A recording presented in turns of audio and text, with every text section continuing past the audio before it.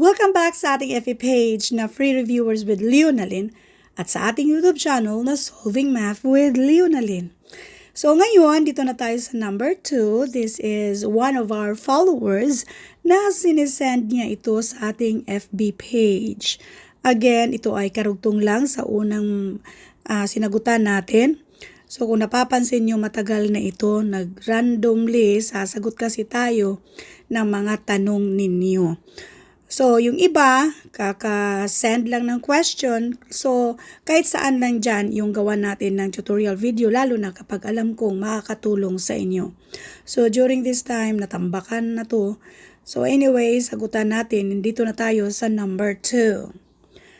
Paano kaya gawan ng equation itong mga word problems na ito?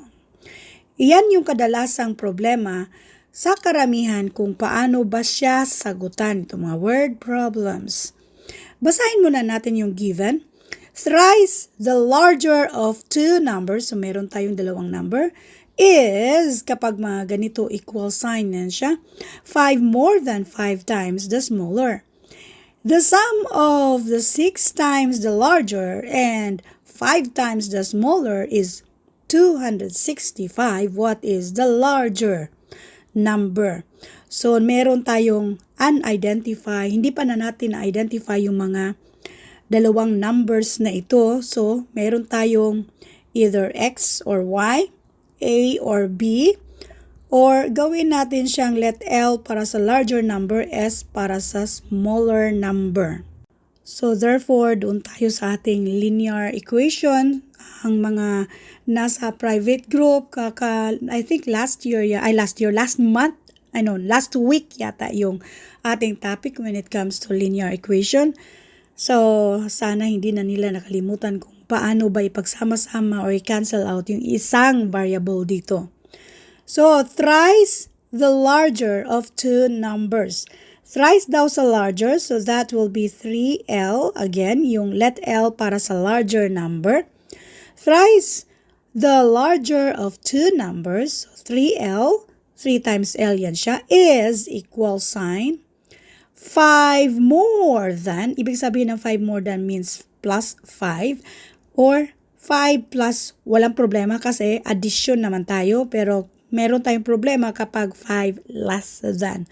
So, yung 5 less than naman dapat ay minus 5 lang. So, anyway, 5 more than means plus 5. 5 times the smaller number. So, ito daw, thrice the larger is 5 times the smaller number plus 5. So, yan na yung unang equation na nabuo natin. Next, the sum of 6 times the larger number, 6 times daw sa larger number, sum of, hanapin natin yung and, ang and dyan ay addition. So, 6 times the larger number plus 5 times the smaller number. So, 5 times the smaller number, ang is equal sign yan siya, 265. Yan naman yung pangalawang equation natin. So ngayon, anong gagawin natin? Parihong L, parihong S, tapos dito yung equal sign natin. So hayaan na natin kung ano man yung operation na nandyan. So therefore, ito ay i-change natin. Yung 3L equals 5S plus 5. Para ba mapariho dito? So therefore, itong 5S, since positive yan siya, kapag matransfer pang minus na yan sa kabila. Okay? So, therefore, dito na lang natin yan ilagay. So, itong 5S, since positive, kapag matransfer, pang minus na sa 3L natin. So, minus 5S equals 5. Yung isang equation, wala naman tayong gagawin dyan. So, therefore, pwede naman natin kopyahin lang si 6L plus 5S equals 265.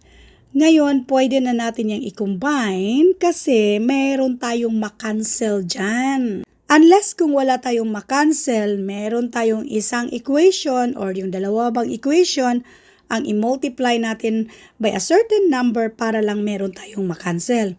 Pero napapansin nyo, pwede natin yung i-cancel si minus 5s at si plus 5s. Paano?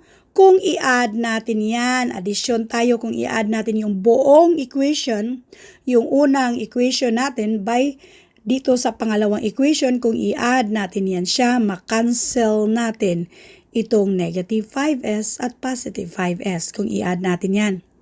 Again, minus 5s, addan mo ng 5s, 0 na yan. May utang kang 5, magbabayad ka ng 5, wala ka ng utang. Okay? So, 3l plus 6l, this is 9l. 5 plus 265, this is 270. Para makuha natin yung value ni L, since if 9 ay pang-multiply dyan, pang-divide na yan sa kabila. 270 divided by 9, and this is equal to 30. What is the larger number? Let L, para sa larger number natin, ang value ni L ay 30. Therefore, ang sagot dito ay 30. Now, dito naman tayo sa isa. Anyway, madali lang naman to. Minsan na kasing may kalintulad nito sa mismong civil service exam. If the length of the sides of a square are tripled, what is the effect on its area? So, para maintindihan nyo, i-drawing natin, ito yung square ha. Square. Hindi man natin alam, hindi man given yung side. So, let X para sa mismong sides dito sa ating area. Kapag sinabing tripled, so therefore, i-multiply natin ng 3 yung kada sides. Ngayon, kung yung x lang mismo, x times x, this is x squared. Tripled naman, so we have 3x times 3x, this is equal to 9x squared. So therefore, ang sagot dito, is it A? The area will increase thrice. The area will remain the same. The area will increase 19 times, or the area will increase 9 times. Letter D. Another example. So, ang gawin natin ay lagyan natin siya ng mukha. Halimbawa na lang, yung mga sides niya ay halimbawa na lang, gawin na lang talaga nating 3. Halimbawa, 3 yung sides niya.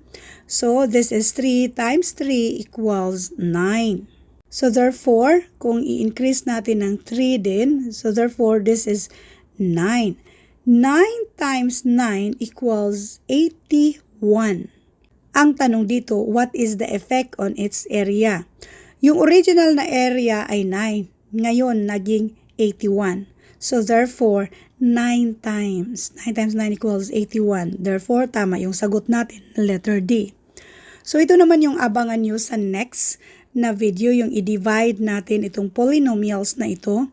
So, minsan na kasi itong lumabas sa mismong civil service exam, multiplication yata yung nandoon. Pero pareho lang din. Later, yan yung abangan nyo. Ito din yung finding the value of x.